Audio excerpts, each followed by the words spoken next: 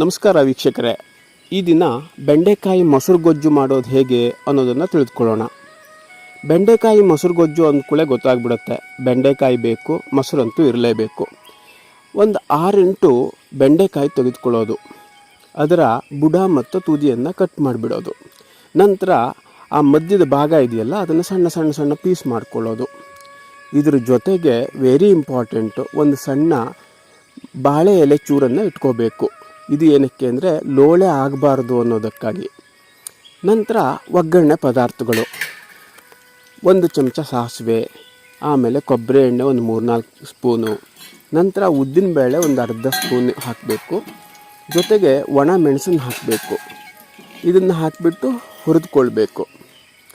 ಹಸಿಮೆಣಸಾದರೆ ನೀವು ಏನು ಪೀಸ್ ಮಾಡಿದ್ರಲ್ಲ ಬೆಂಡೆಕಾಯಿನ, ಅದ್ರ ಜೊತೆನೇ ಪೀಸ್ ಮಾಡಿ ಹಾಕಿಬಿಡ್ಬೋದು. ನಂತರ ಅರಿಶಿನ ಹಾಕಿಬಿಟ್ಟು ನೀವು ಆ ಸಣ್ಣ ಸಣ್ಣ ಪೀಸ್ ಮಾಡಿ ಕಟ್ ಮಾಡಿದ್ದೀರಲ್ಲ ಬೆಂಡೆಕಾಯನ್ನು ಹಾಕಿಬಿಡೋದು ಒಗ್ಗರಣೆ ಪಾತ್ರಕ್ಕೆ. ನಂತರ ಅದನ್ನು ಚೆನ್ನಾಗಿ ಬೇಯಿಸೋದು.